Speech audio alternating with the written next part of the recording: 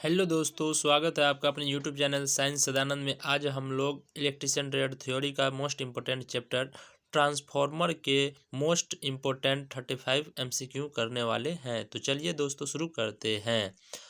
आज का पहला सवाल है, प्राकृतिक तेल शीतलन का उपयोग कितनी रेटिंग तक के लिए ट्रांसफार्मर में किया जाता है? तो इसका हो जाएगा 3000 kVA। नेक्स्ट प्रश्न है, ट्रांसफार्मर में कौन सी वाइंडिंग में घुमावों की संख्या अधिक होती है? तो उच्च वोल्टेज वाइंडिंग में। नेक्स्ट प्रश्न है, ट्रांसफार्मर तेल की डाइलेक्ट्रिक स्ट्रेंथ की जाती है 35 kV में। अगला सवाल है, ट्रांसफार्मर किस प्रकार की मशीन है? तो ट्रांसफार्मर एक स्थैतिक क्या है मशीन है, जो आगे इसके बारे में और डिस्कशन करेंगे।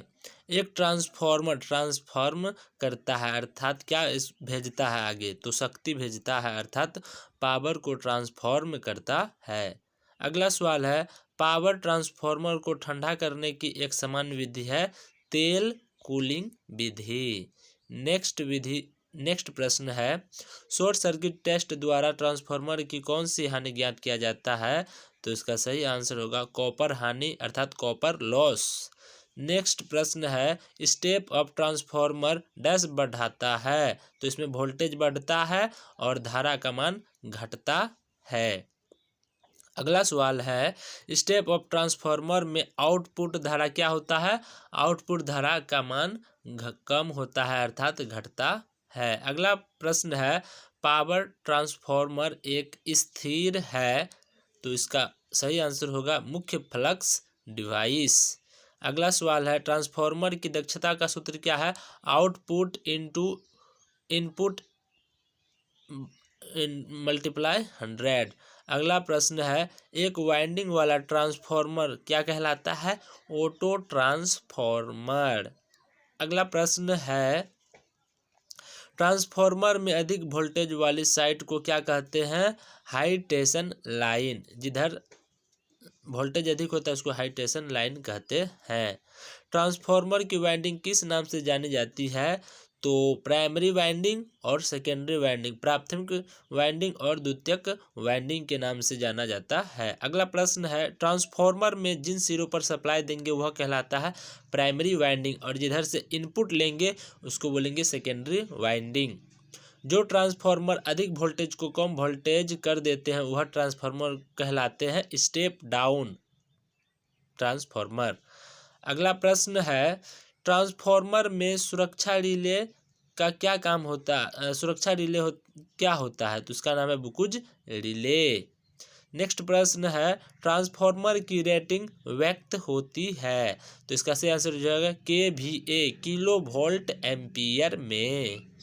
अगला प्रश्न है, जिस ट्रांसफार्मर की दक्षता 100% अर्थात 100% हो उसे क्या कहा जाता है? आदर्श ट्रांसफार्मर आइडियल ट्रांसफार्मर। नेक्स्ट प्रश्न है, सिलिका जेल कहाँ भरा होता है? तो यह भरा होता है ब्रीदर में और इसका रंग नीला होता है। यह वायु में आर्द्रता को सोखता है। किस प्रकार के संयोजन में न्यूट्रल पॉइंट की जरूरत नहीं होती? तो इसका सही आंसर हो जाएगा डेल्टा कनेक्शन में। नेक्स्ट प्रश्न है, ट्रांसफार्मर कौन सी विद्युत धारा पर कार्य करता है? तो इसका सही आंसर हो जाएगा प्रत्यावर्ती धारा AC current alternating current. Next प्रश्न है, ट्रांसफार्मर किस सिद्धांत पर कार्य करता है? तो इसका हो जाएगा अन्योन्य प्रेरण अर्थात विद्युत चुंबकीय प्रेरण के सिद्धांत पर कार्य करता है। नेक्स्ट प्रश्न है, ट्रांसफार्मर में वोल्टेज से नो लोड करंट कितने डिग्री पीछे रहता है? तो इसका सही आंसर हो जाएगा 75 डिग्री अर्थात 75 डिग्री। अगला प्रश्न है, सिलिका जेल का उपयोग किस लिए किया जाता है? तो इसका सही आंसर हो जाएगा नमी सोखने के लिए। नेक्स्ट प्रश्न है, 3 फेज सप्लाई को किस कनेक्शन के द्वारा 2 फेजों में बदला जा सकता है? तो इसका सही आंसर हो जाएगा स्कॉट कनेक्शन द्वारा। नेक्स्ट प्रश्न है, ट्रांसफार्मर कोर के निर्माण के लिए प्रयुक्त सामग्री आमतौर पर है सिलिकॉन स्टील या नर्म लोहा, लेकिन सबसे उत्तम होता है सिलिकॉन स्टील। नेक्स्ट प्रश्न है, ट्रांसफार्मर की दक्षता अधिकतम कब होगी? तो इसका सही आंसर हो जाएगा तांबे हानि लोहे हानि के जब बराबर होगा। एक ट्रांसफार्मर की दक्षता लगभग होती है? तो इसका सही आंसर हो जाएगा 98%। अर्थात 98%। अगला प्रश्न है, नमी सोखने के बाद सिलिका जेल का रंग कैसा हो जाता है? तो इसका रंग हो जाता है गुलाबी। यह क्या करता है? वायु से में आर्द्रता को क्या करता है? सोखता है। कंजर्वेटर टैंक में क्या भरा होता है? तो इसका सही आंसर हो जाएगा तेल, जो मिनरल ऑयल होता है और यह गहरा तेल होता है।